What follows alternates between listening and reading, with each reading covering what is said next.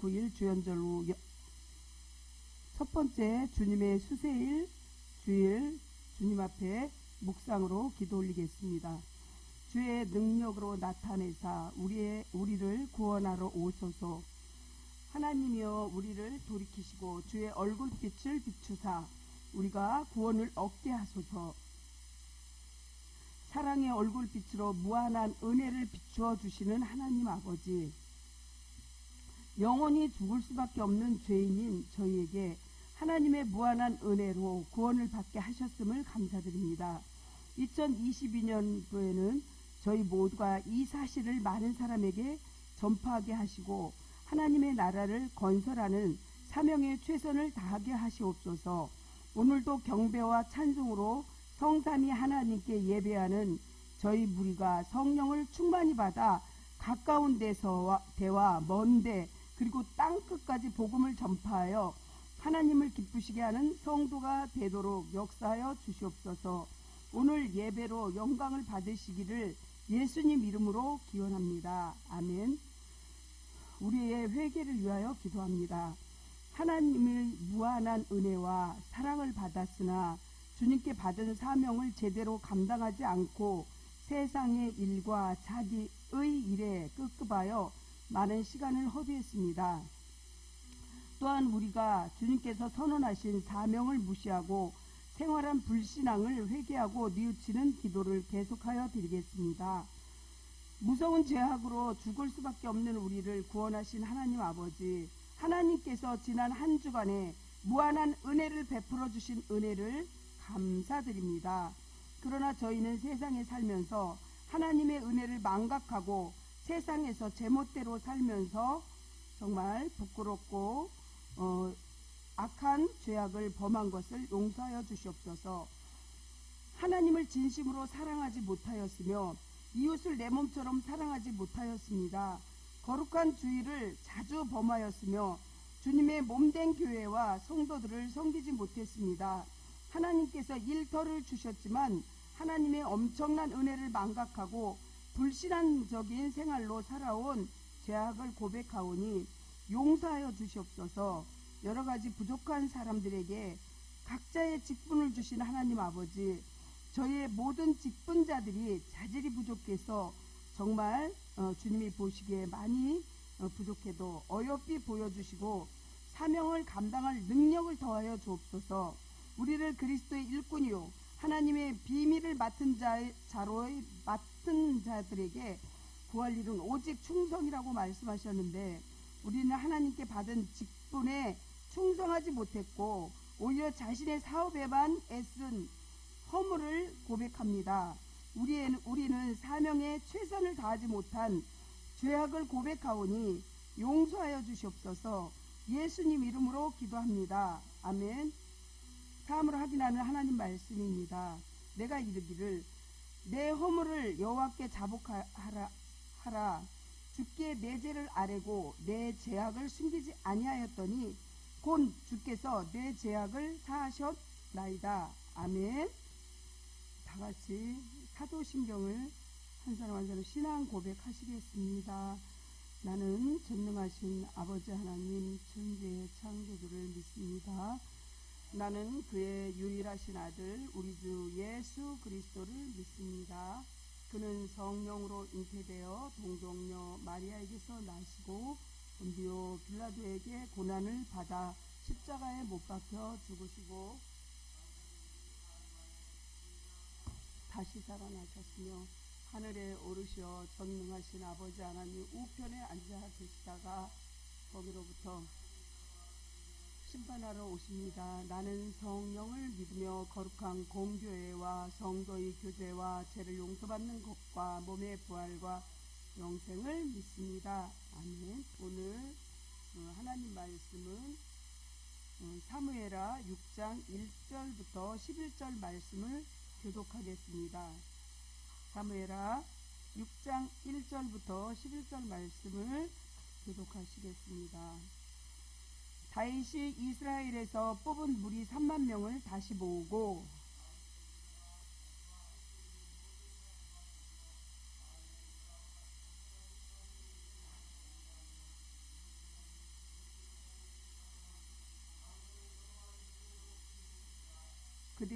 하나님의 궤를 세술에 싣고 산에 있는 아비나답의 집에서 나오는데 아비나답의 아들 우사와 아요가 그 세수레를 모니라.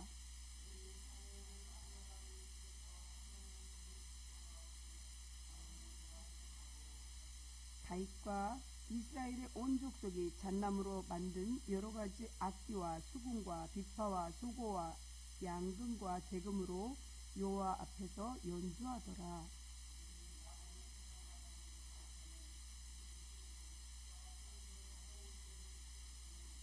여호와 하나님이 우사가 잘못함으로 말미암아 진노하사 그를 그곳에서 치시니 그가 거기에 하나님의 궤 곁에서 죽으니라.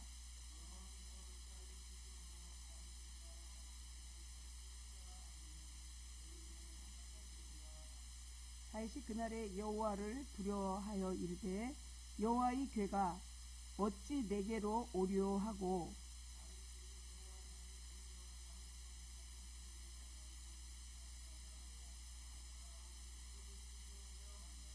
11절은 같이 합독하여 읽겠습니다. 여호와의 궤가 가드 사람 오벳 에돔 집에 석 달을 있었는데 여호와께서 오벳 에돔과 그의 온 집에 복을 주시니라. 아멘. 하나님 아버지 은혜 감사합니다. 오늘 이 말씀을 전할 텐데 저희 모습은 십자가 뒤로 감추시고 저희 악한 모든 것들은 제단 숯불로 태워주시옵시고 저를 온전히 통로로서만 겸손하게 주님 말씀을 전할 수 있도록 사용되어질 수 있도록 도와주시옵소서. 하나님 아버지 미추홀구로 사택과 성전을 이전하려고 하는데 너무도 힘듭니다. 그 장벽을 주님께서 다 넘어지게 해주시옵시고 기도로 도울 자, 물질로 도울 자, 인적으로 도울 자, 또한 성도들은 신실한 자, 선한 자, 부한 자, 알곡신 자들 새때처럼 구름때처럼 벌때처럼 많은 영혼이 와서 죽어가는 영혼을 살리는데 조금도 부족함이 없도록 주님 은혜를 베풀어 주시옵소서. 오늘 주님께서 함께 임마누엘 하여 주시옵소서. 이곳에 성전에 성령님 기름 부어 주시옵시고 예수피 예수보혈을 뿌리고 바르고 덮어 주시옵소서. 예수님 이름으로 기도합니다. 아멘. 생활의 구호를 하시겠습니다. 생활의 구호. 오늘도 주님과 함께 주님을 위하여. 오늘도 주님과 함께 주님을 위하여. 아멘. 예, 다들 이제 다음부터 크게 외쳐주시기 바랍니다. 말씀을 전하려고 합니다. 오늘 이 언약궤에 대한 이 말씀은 정말 하나님이 아주 엄청나게 축복을 주신 그러한 하나님의 축복권을 말씀해 주시는 거죠. 이 말씀이 언약궤를 잠깐 소개하자면 언약궤가 쌍난 지팡이는 죽은 자를 살리는 거죠. 언약궤 안에 그렇게 들어있어요. 두 번째 금 항아리는 그 뜻이 언약궤 안에 있는 그 뜻이 변함없는 하나님이라는 뜻이에요.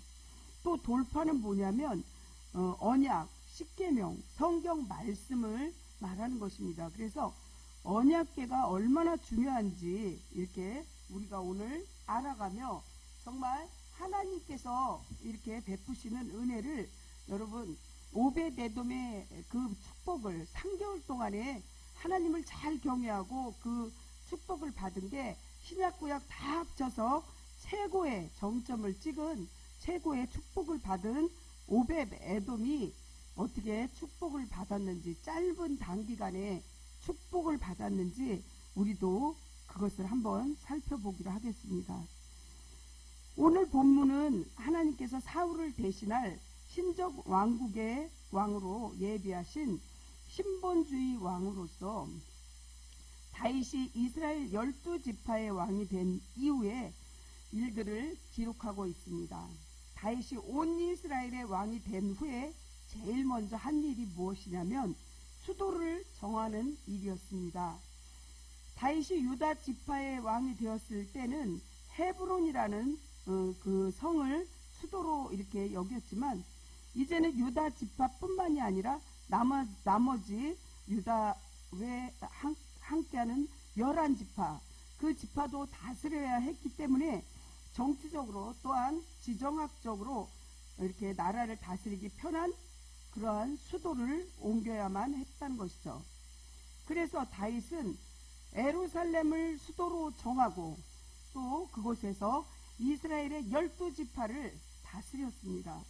수도를 정한 다음 다윗이 한 일은 하나님의 법궤, 언약궤, 즉 언약궤를 이렇게 예루살렘에 그때 당시에 교회가 있었잖아요. 그쪽으로 옮기는 것이었습니다. 과거에는 언약궤는 실로라는 곳에 성막에 이렇게 안치되어 있었습니다. 예전에 엘리 제사장 시대에 사사로 있을 당시에 블레셋 민족이 쳐들어와서 언약궤를 빼앗기게 되고 또한 성막을 불사르는 일이 발생하게 됩니다. 나중에 하나님의 주권과 능력으로 빼앗긴 언약궤가 돌아오게 되고 그 후에 오벳 에돔의 집에 언약궤를 3개월 동안 이렇게 모셔두고 정말 짧은 기간 동안 엄청난 축복이 모든 사람의 이렇게 축복이 정말 그렇게 받는 것을 보여진 것을 성경에 기록되어 있습니다. 오늘날 저와 여러분의 가정에 남편과 아내와 자녀들의 마음에 정말 여러분들 마음 속에 하나로 모을 수 있는 정신적으로 신앙적인 공통 분모가 무엇이라고 여러분들 생각하십니까? 그것은 하나님을 믿는 믿음의 신앙이 되어져야 한다는 것이죠.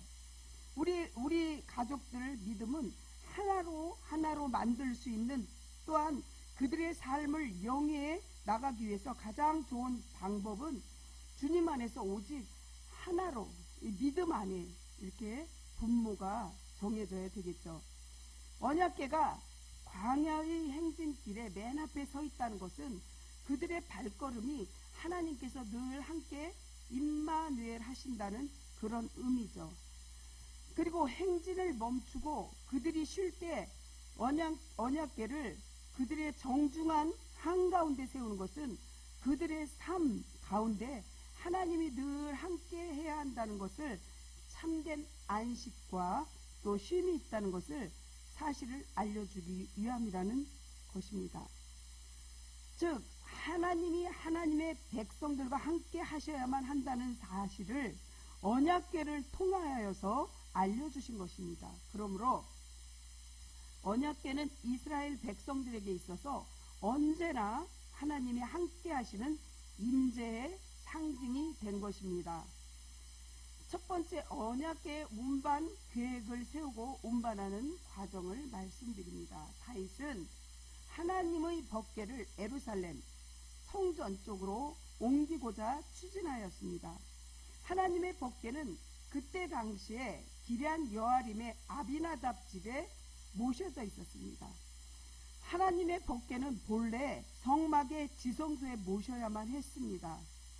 그런데 성막이 아닌 기럇 여아림의 아비나답 집에 모셔졌던 것은 아벡 전투 당시에 블레셋에게 그때 당시에 빼앗겼다가 반환된 언약궤가 베세메스 사람들의 호기심으로 그걸 들여다보았다가 하나님의 징계로 아주 수많은 사람들이 죽임을 당하자 두려워서 기럇 여아림 아비나답 집으로 보내진 뒤에 아주 무관심하게 방치되어 버렸던 것입니다. 하나님의 법궤는 본래 처음 아비나답 집에 들어갔을 때로부터 70년 동안 그대로 그곳에 방치되어 버렸던 것입니다. 다윗은 이러한 하나님의 궤를 예루살렘으로 옮기고자 한 것입니다. 이는 다윗이 하나님을 이스라엘의 진정한 왕으로서의 그 인정을 의미하는 것입니다. 왜냐하면 하나님의 궤는 하나님의 임재를 상징하는 대표적인 성물이기 때문입니다. 그렇습니다. 하나님의 법궤를 왕도로 모셔 드린다는 것은 곧 하나님을 진정으로 내 마음속에 경외하는 신본주의적 그 뜻을 나타내는 것입니다. 그렇습니다. 하나님을 존중하는 자가 진정으로 하나님을 경외하는 것입니다. 그렇다면 성도 여러분, 과연 성도님의 마음속에는 주님이 내 안에 계시는 것입니까? 성도 여러분, 다윗시대에 하나님의 자리에 예루살렘이 있었다면 오늘날 하나님의 자리는 성도들 마음속에 분명하게 있어야 한다는 것입니다. 고린도전서 3장 16절을 보시면 너희는 너희가 하나님의 성전인 것과 하나님의 성령이 너희 안에 계시는 것을 알지 못하느냐, 이렇게 주님께서 말씀하십니다. 하나님께서는 우리 심령 속에 왕노릇 하시기를 원하는 것입니다. 그러므로 진심으로 주님을 경외한다면 우리 가슴 중앙에 주님을 모셔야 한다는 것입니다. 그렇다면 성도 여러분, 주님께서 내 안에서 24시간을 여러분 동행하십니까? 아니면 본인이 주인 노릇 하는 것은 아닌지요? 또한 마음속에 뜨거운 첫사랑 받은 은혜를 잃어버린 것은 아닌가요? 혹시 마귀에게 빼앗기시지는 않으셨나요? 물질하고 바꾸진 않으셨나요? 주님보다 앞서 사랑하는 것이, 그것이 우상을 섬기는 것입니다. 그게 자식이든 그 어떤 것이라도. 그래서 여러분들 한 분 한 분에게 믿음을 꼭 회복하시기를 축복합니다. 성도 여러분, 여러분들이 가령 예를 들어 1,000원만 길에다가 잃어버렸다 하더라도 무척 서운하고 속상한데, 금보다도 귀한 주님을 어디서 잃어버린지도 모르고 어둠 속에서 헤매는 것은 여러분들 아닐까요? 그리고 주님을 어디에다 잃어버린지도 몰라서 찾을 생각도 못하고 정말 본인이 주인 노릇하는 것은 아닌지 자신에게 질문을 던져보시기 바랍니다. 세계적인 무디 목사님을 말씀드립니다. 나는 믿음을 달라고 그분이 기도했습니다. 그리고 믿음으로 살아가는 어느 날 하늘에서 번개와 같이 뚝 떨어진 것을 이 무디 목사님은 기대하게 됩니다. 그리고 믿음은 그렇게 오는 것이 아니라는 것을 이제 곧 알게 되죠. 그러던 어느 날 로마서 10장 17절 말씀을 읽게 됩니다. 믿음은 들음으로써 나고 들음은 말씀에서 온다는 이것으로 이제 깨우치게 된 거죠. 그 자기 자신이 성전을 덮어놓고 믿음을 위해서 기도를 해야 됐다는 것을 이제 알고 말씀을 많이 읽어야 된다는 것을 아는, 정말 무디 목사님은 아주 배움은 초등학교도 다니지 않으시는 그런 분이지만 정말 엄청난 세계적인 1세기에 한 분 나올까 말까 하는 훌륭한 목사님이고 많은 분들을 전도하신 분입니다. 이제 나는 성서를 공부하는 동안 내 믿음이 줄곧 자라나기 시작하는 것을 깨달았습니다 라고 고백했습니다. 그렇습니다. 또한 요즘에 정말 우리가 손쉽게 모든 걸 구입하는데 자동 판매기로 이렇게 500원짜리 집어넣으면 정말 이렇게 커피도 나오고, 또한 세차장에 또 세탁기에 몇천 원만 넣어도 정말 카페트도 빨아주고 많은 것을 도와주죠.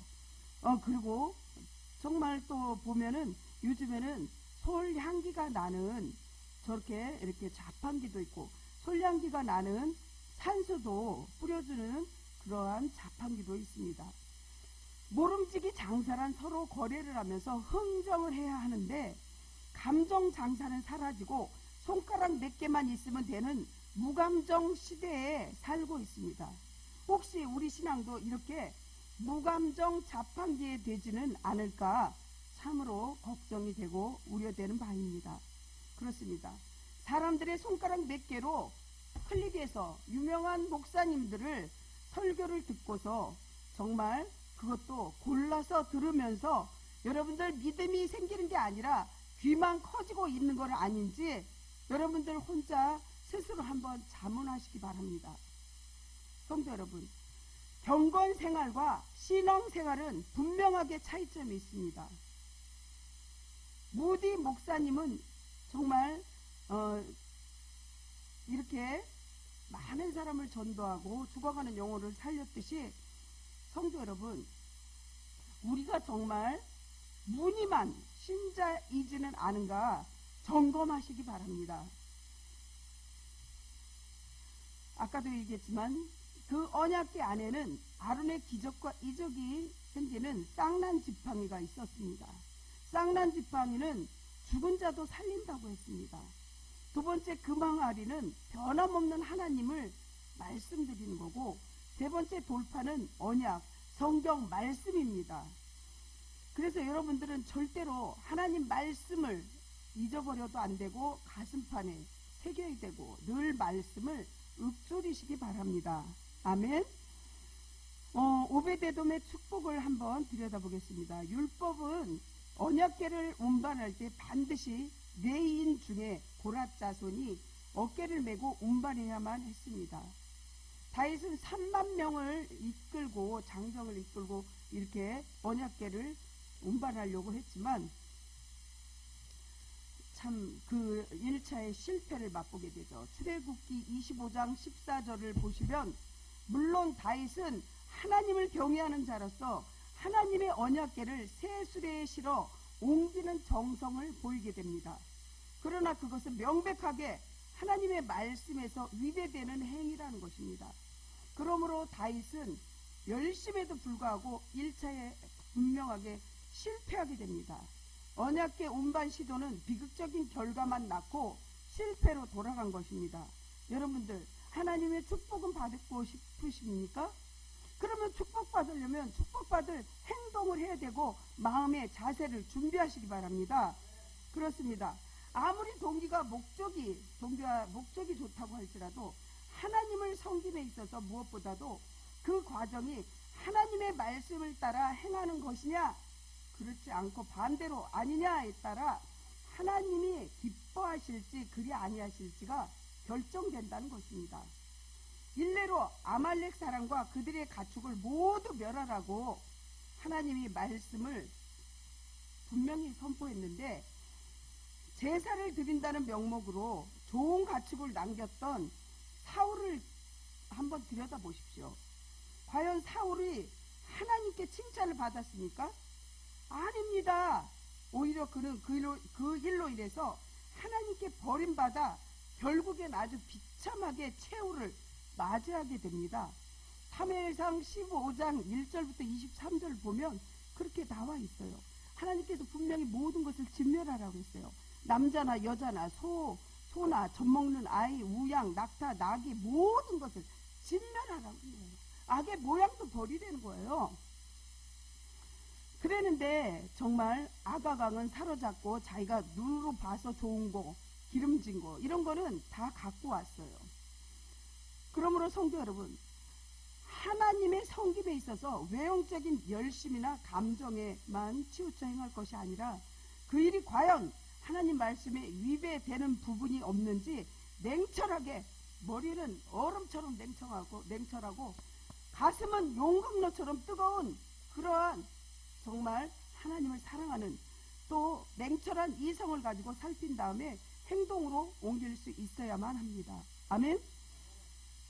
오늘 본문 6절 7절을 보면 다윗 일행이 언약궤를 예루살렘으로 운반하던 도중에 언약궤를 운반 책임졌던 우사가 죽는 비극적인 사건이 발생함을 보도하고 있습니다.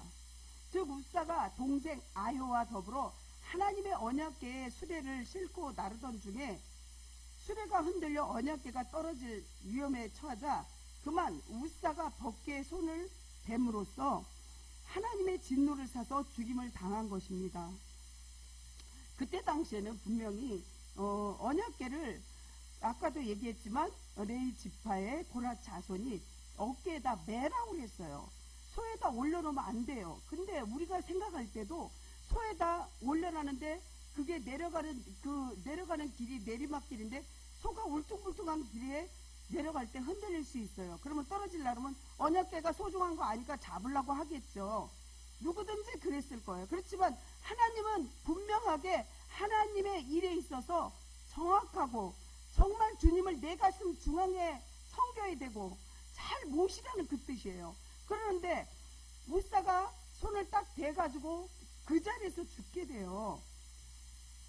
이렇게 우사가 동생 아효와 더불어 하나님의 언약궤를 수레에 싣고 나르던 중에 수레가 흔들려서 언약궤가 떨어질 위험에 처하자 그만 웃사가 벗게 손을 댐으로 인해서 하나님의 진노를 사서 죽임을 당한 것입니다.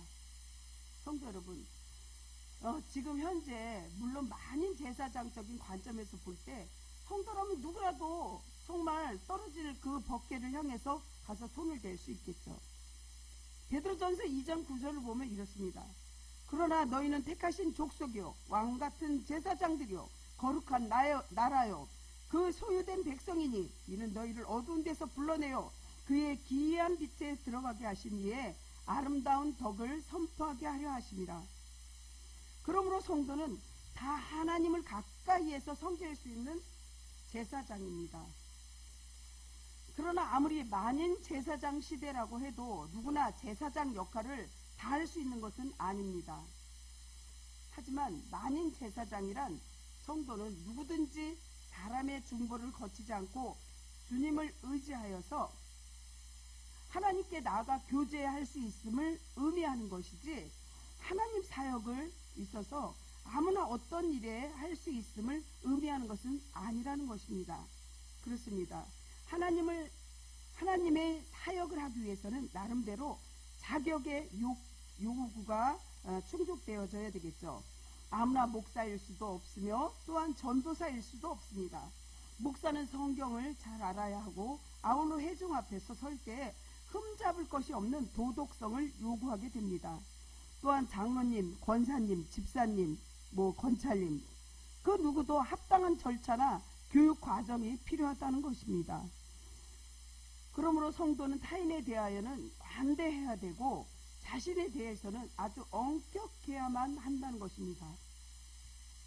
본문의 8절을 보면 다윗은 하나님의 진노가 임하자 황망한 마음이 들어서 자기 스스로에게 화가 났고 마음이 상한 때문이라고 이렇게 하였습니다. 즉 그는 하나님이나 사람들을 향하여 분을 낸 것이 아니라 자기 자신에게 의분을 낸 거죠. 한 번 실수 후에 다윗은 위기를 기회로 생각하게 되고 율법을 연구하고 언약궤를 경건하게 모셔와야만 하나님의 백성은 주님 앞에 어떻게 살아가야 할지를 행동으로 실천하게 된 것입니다. 결과는 축복으로 이어지게 되는 것이죠. 모세는 지극히 온유한 사람이지만 한순간의 분을 참지 못해 말미암아서 하나님의 징계를 받아야 했음을 우리가 잘 알고 있습니다. 민수기 20장 10절에서 12절을 보면 이렇게 알 수 있죠. 이거는 믿음이라고 볼 수 있습니다. 물론 분명히 반석을 치라는 말은 한 번도 없어요, 성경에. 근데 명령하라고 그랬어요. 근데 반석을 모세가 2번을 땅땅 치게 되죠. 저는 구속사적인 이 말씀을 풀어본다면 믿음으로 하라는 거예요. 믿음으로 명령하라고 그랬는데 명령 안 했고 반석을 친다는 거는 정말 자기가 거기에 하나님을 믿는 굳건한 믿음이 없다는 거예요. 여러분들 무엇이든지 하나님의 믿음으로 하셔야 돼요. 아멘? 물은 100도에서 끄는 게 아니라 99.9에서 끄는 게 아니라 물은 100도에서 끓습니다. 물은 100도에서 끄는 게 맞습니다. 99.9가 아니라.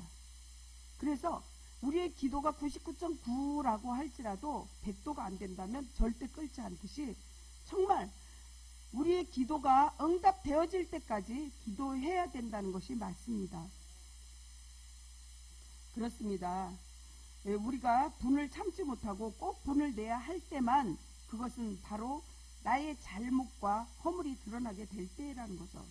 그래서 자신에게는 아주 엄격하면서 타인에게는 관대한 마음을 품어야만 합니다. 민수기 20장 조금 전에 얘기했던 10절에서 12절을 보시면 반석을 치라고 그랬어요. 아니 치라고 그런 게 아니고 반석을 치게 된 거죠. 그랬는데 여기서는 명령하라고 그랬잖아요. 믿음으로 그냥 했어야죠. 믿음으로. 그랬는데 믿지 못하고 반석을 2번을 쳤잖아요. 그랬을 때 모세가 40년을 광야를 이스라엘 백성을 애굽에서 이렇게 나와서 절대로 들어가지 못한 것이죠. 가나안을 바라보고 본인은 들어가지 못하고 죽게 됩니다. 정말 우리가 하나님 앞에 어떤 믿음으로 살고 어떻게 축복을 받는지 여러분들 잘 기억하시기 바랍니다.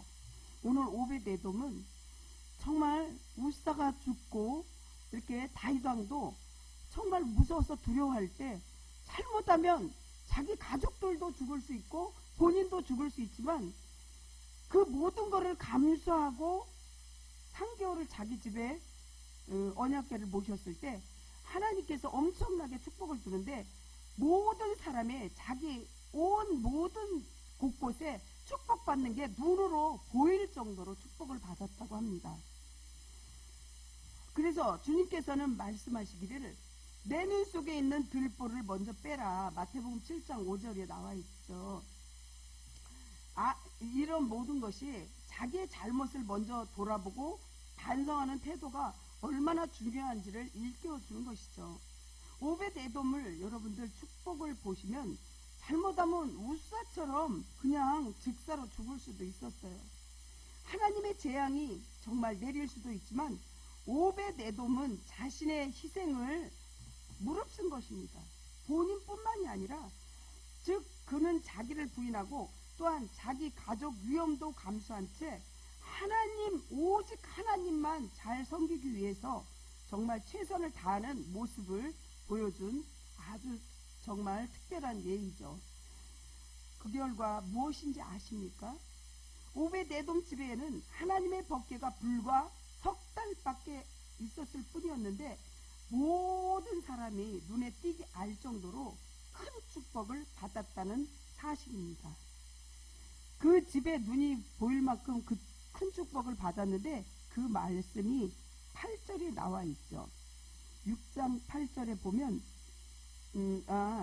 여기에서는 이제 6장 8절에 6장 11절에 나와 있습니다. 6장 11절에 나와 있는데 제가 읽겠습니다. 여호와의 궤가 가드 사람 오벳에돔 집에 석 달을 있었는데 여호와께서 오벳에돔과 그의 온 집에 복을 주시니라. 그러니까 얼마만큼 하나님의 축복을 주는 게 눈에 보이는 거죠. 여러분들 하나님을 믿으려면 여러분들이 희생이 있어야 됩니다. 여러분들 수고가 있어야 됩니다. 여기 오늘도 주일날 편히 쉴 수도 있고 놀 수도 있지만 여러분들 추운 겨울인데도 이렇게 주님 앞에 나와서 예배 드리려고 하는 그 마음, 주일은 하나님이 여러분과 교통하면서 복을 주시기 위한 날입니다. 하늘의 페스티벌이라는 것입니다. 아멘. 그래서 여러분들을 하나님께서 위로하시고 마음을 만져주시고 말씀을 듣고 말씀으로 말미암아 말씀이 육신이 되어 여러분들이 행동으로 옮길 때 하나님이 축복을 안 줄 수가 없는 거예요. 아멘. 이렇게 정말 살아계신 하나님을 믿으십니까? 아멘. 여러분들 아멘만 잘해도 축복입니다. 아멘은 동의합니다. 그렇습니다.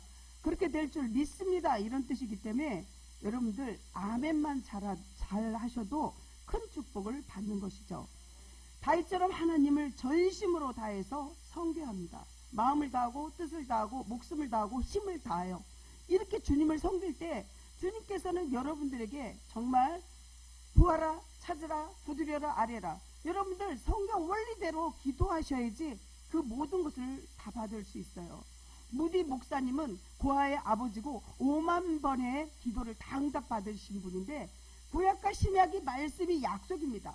말씀을 붙잡고 기도하시는 겁니다. 주님 구하라 그랬잖아요. 찾으라 그랬잖아요. 두드리라 그랬잖아요. 아뢰라 그랬잖아요. 여러분들 사람들 앞에서 절대로 아쉬움소리 하지 마세요. 사람들은요 사랑의 대상이지 믿음의 대상이 아니라는 것을 기억하시기 바랍니다. 하나님 죄송합니다. 하나님께 하시기 바랍니다. 저는 아무리 어렵고 아무리 가슴이 찢어져도 사람한테 해봤자 아무 소용이 없어요. 그때 당시엔 조그만 위로를 주지만 소용없는 거예요. 하나님한테 하셔요.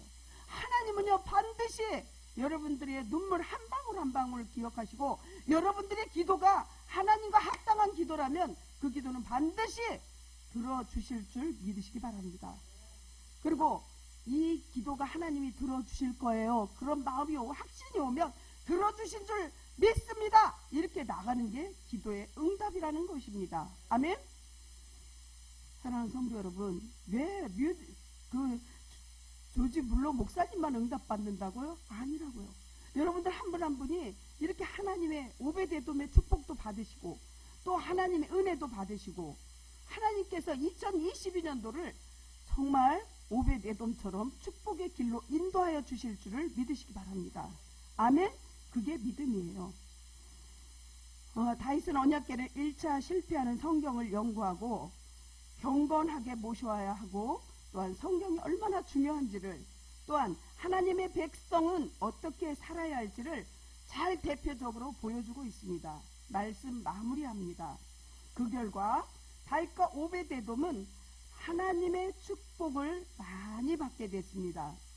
존경하고 사랑하는 모든 성도 여러분, 이런 사실을 우리가 머릿속에 기억하고 또 마음속에 기억하고 24시간이 우리의 삶이 하나님께 영광 돌리고 예배가 되어지는 그런 생활을 할 때 정말 그 과정 하나하나 하나님의 뜻에 맞춰 이뤄 가시기를 예수님 이름으로 간절히 축원합니다. 아멘. 하나님 아버지 은혜에 늘 감사합니다. 우리 성도들 한 분 한 분이 정말 하나님 앞에 헌신하고 다짐하면서 오벳에돔의 축복을 다 받을 수 있도록 도와주시옵소서. 또한 인터넷으로 예배드리는 모든 분들도 하나님의 그 축복을 받을 수 있도록 도와주세요. 예배와 기도와 찬송과 헌금을 사명으로 깨닫게 하시는 하나님 아버지, 오늘 거룩한 주일에 세상에서 하나님께 나와 영과 진리로 예배드릴 수 있게 해주심을 감사드립니다. 감사하는 마음으로 마음과 뜻을 모으고 소원을 모아서 하나님께 드립니다. 온 영혼을 동원하여 하나님의 영광을 찬송하게 하신 하나님께 진심으로 감사합니다. 정말 올해 2022년도에는 하나님의 은혜를 잊지 않고 정말 말씀에 또한 기도에 전도에 모든 것에 충성할 수 있도록 도와주시옵소서. 오늘 이렇게 헌금 내는 모든 성도들 하나님 드리고 싶지만 어려워서 없어서 못 드리는 성도에게 믿음과 물질의 축복을 허락하여 주시어서 하나님께 드리고도 남음이 있는 정말 어려운 사람 구제할 수 있는 그러한 믿음과 사랑과 축복을 허락하여 주시옵소서. 오늘 드려진 물질을 바친 하나님의 손길 위에도 하나님께서 100배의 축복을 꼭 허락하여 주시옵고 또한 아버지 하나님 우리가 눈을 떠서 잠을 잘 때까지도 오직 예수 이웃사랑을 실천할 수 있도록 하나님 사랑 이웃사랑을 실천하는 모든 성도님들 되게 해주시옵소서. 하나님의 축복을 받는 것이 우리 눈으로 확증되고 온 사람들이 정말 축복 주는 것이 확증될 수 있도록 기적과 이적이 일어나게 해 주시옵소서. 주님 은혜 감사합니다. 모든 말씀 예수님 이름으로 기도합니다. 내게 기름을 부으시고 나를 보내사 포로된 자에게 자유를 눈먼 자에게 다시 보게 함을 전파하여 눌린 자에게 자유롭게 하고 주의 은혜를 해를 전파하게 하려 하심이라 하였더라. 바로 그분이 지명하여 우리를 불러 복음의 전파의 사명을 주신 것을 믿고 전하러 세상으로 나아갑시다. 아멘. 축도합니다. 지금은 우리 구주 예수 그리스도의 사랑하심과 하나님 아버지의 은혜와 주의 백성의 심령 안에서 세임을 공급해 주시는 보혜사 성령님의 교통 위로하심이 또한 역사하심이 주님의 수세일을 맞이하여 세례받았던 간격을 회복하고 돌아가는 모든 주의 백성들 위해 영원 전부터 영원까지 함께 하시기를 간절히 축원하옵나이다. 아멘.